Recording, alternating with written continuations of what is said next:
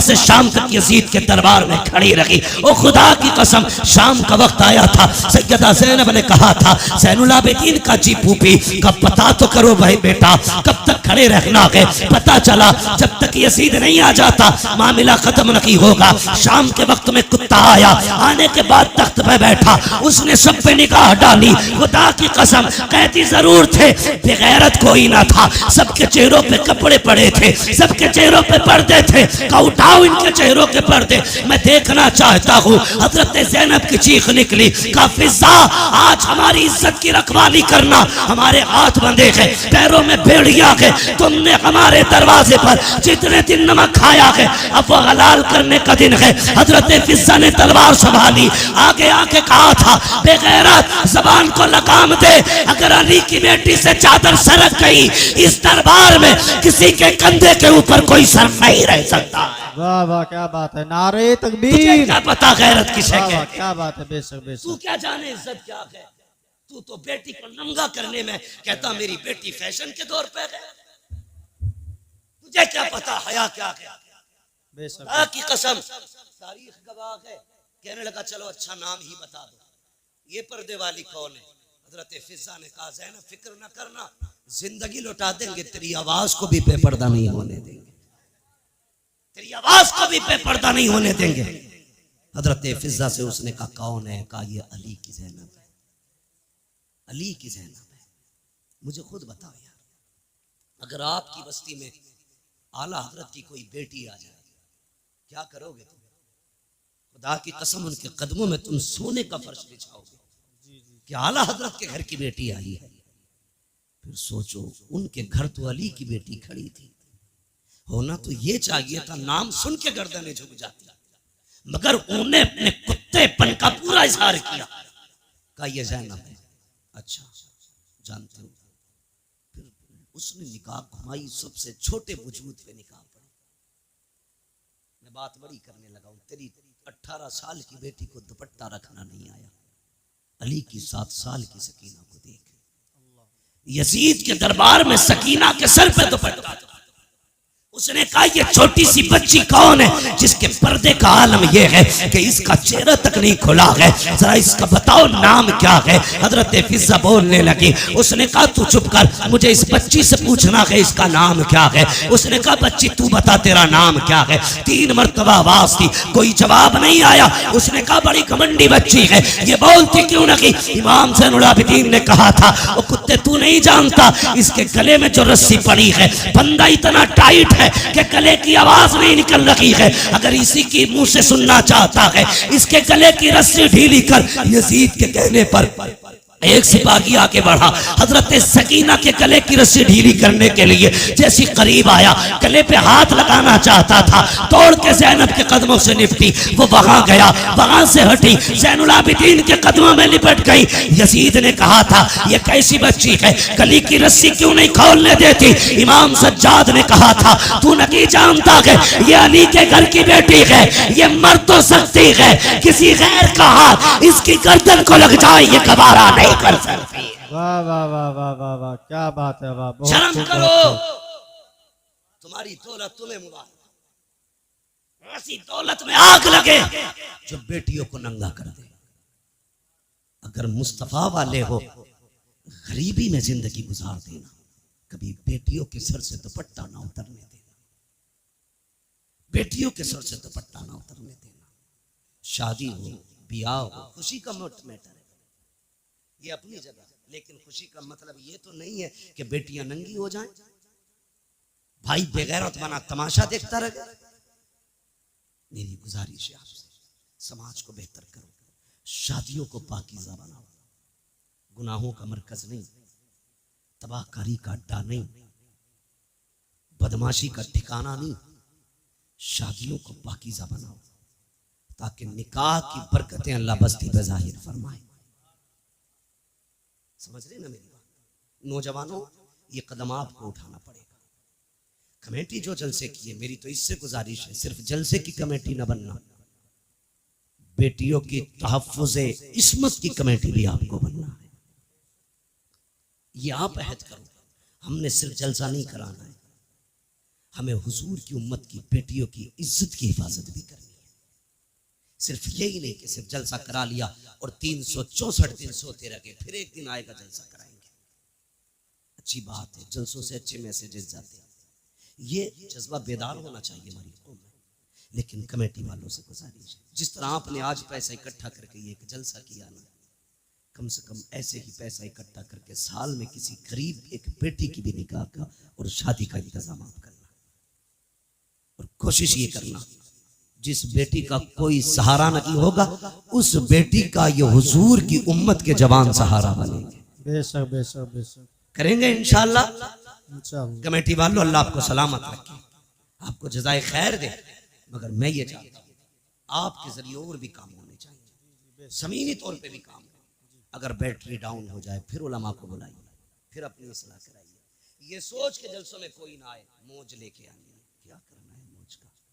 सच बताऊं, ये चमक दमक, ये आवाजों के जोर, ये सीनों के दम कब तक है? जब तक अल्लाह चाहता है। वो नहीं चाहेगा ये सारे खत्म हो जाएंगे। ये कमाल, ये हुनर हम माँ के पेट से लेके नहीं आए, ये सब अल्लाह की अता करदा चीजें हैं। जब तक वो चाह रहा है बोल रहे हैं, जिस दिन वो गला बंद कर देगा कोई माई कलाम नहीं बुलवा सकता है, कोई नहीं बुलवा सकता है।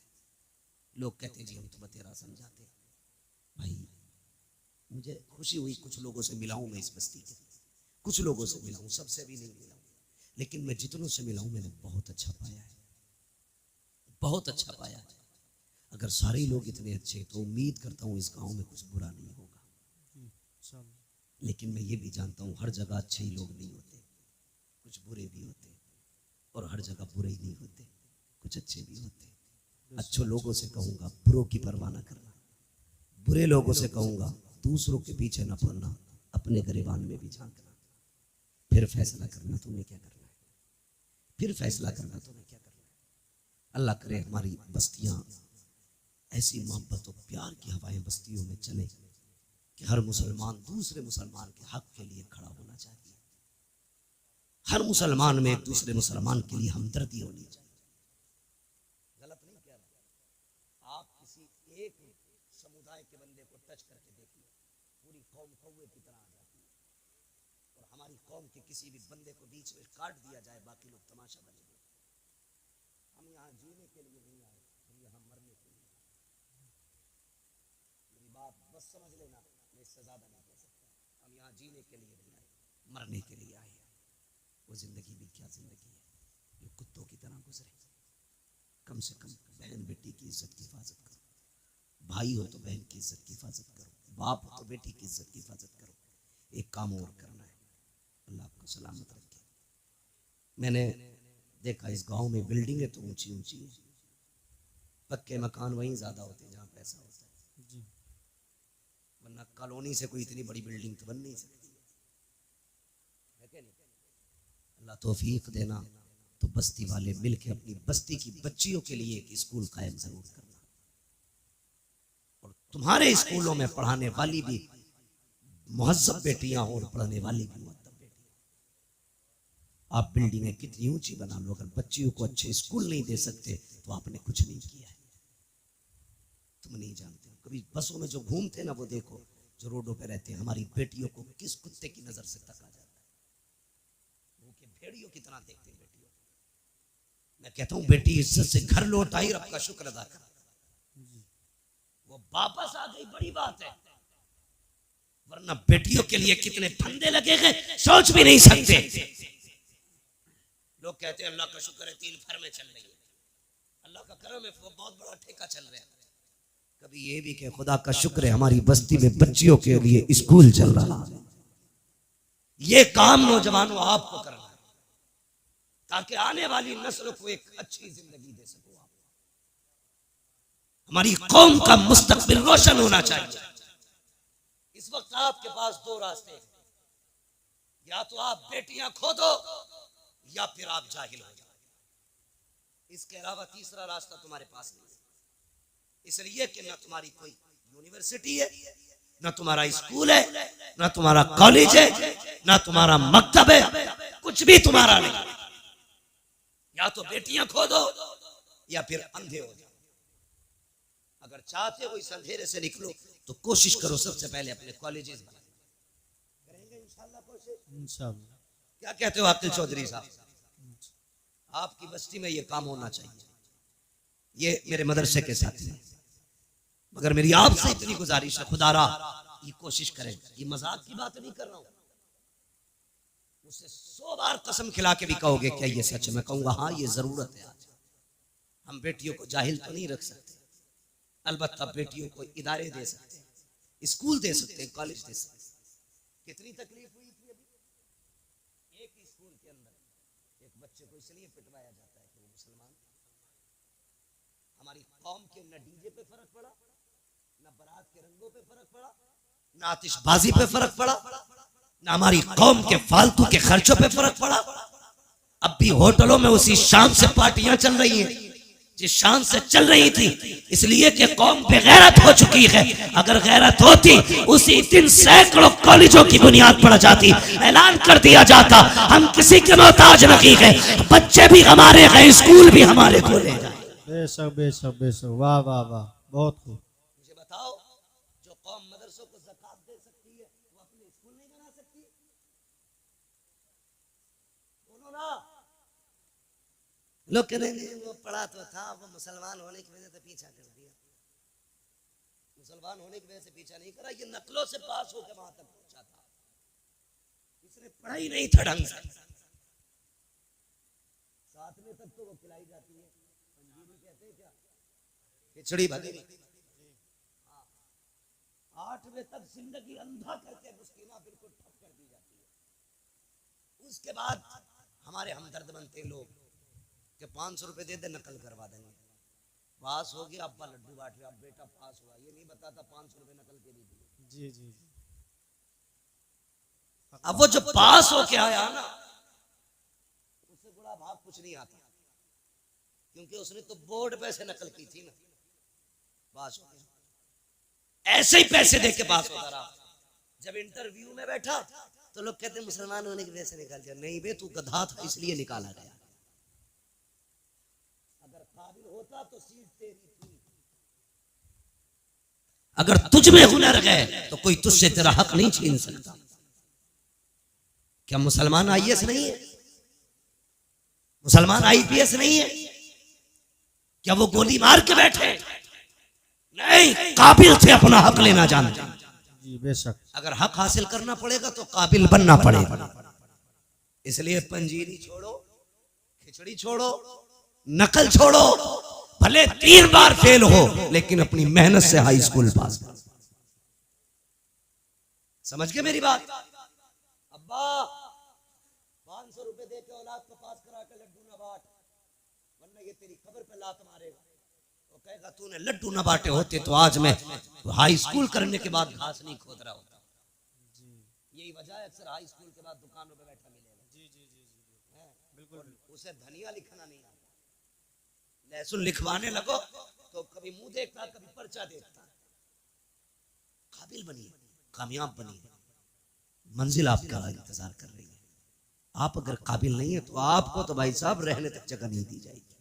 वो किस हवा में आने वाला दौर मजदूरी वही करेगा जो कंप्यूटर चलाना जानता होगा, वरना आप कोई खुरपे से भी मजदूरियां नहीं करा रहा है। समझ गए ना मेरी बात? पढ़े लिखे लोगों के लिए जगह है, पढ़िए, आगे बढ़िए। और ये तनख्वाह है, ये वो तनख्वाह है, ये झगड़ों से निकलिए। मरने के बाद किसी का कुछ नहीं रहना है, खाली हाथ जाना है। सिकंदर का नाम सुना है? सिकंदर किरदान था ना मिलक का। कौन था सिकंदर? बहुत बड़ा बादशाह गुजरा है। हाँ, इसने 22 साल की उम्र में आधी दुनिया फतह कर ली थी।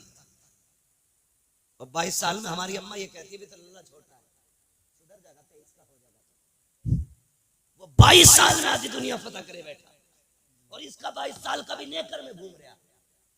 अम्मा थपकी दे के सुला रही है। जो कर गुजरने की उम्रें थी वो नेकर में गुजर गई। अब बुढ़ापा आया तो ये निकला फतह कर ले। इसे खुद अब बैसाखी की जरूरत है। 22 साल में आधी दुनिया पे हुकूमत करने वाला बंदा, वो तो एक जगह सांप ने इसे काट लिया। हाँ, सुना यह है इसके साथ अरस्तु था, बहुत बड़ा तबीब था। उसने उससे कहा यार मेरा इलाज कर। कुछ दिन इलाज के बाद अरस्तु ने कहा कि बादशाह अब नहीं बचेगा, मौत करीब आ गई है।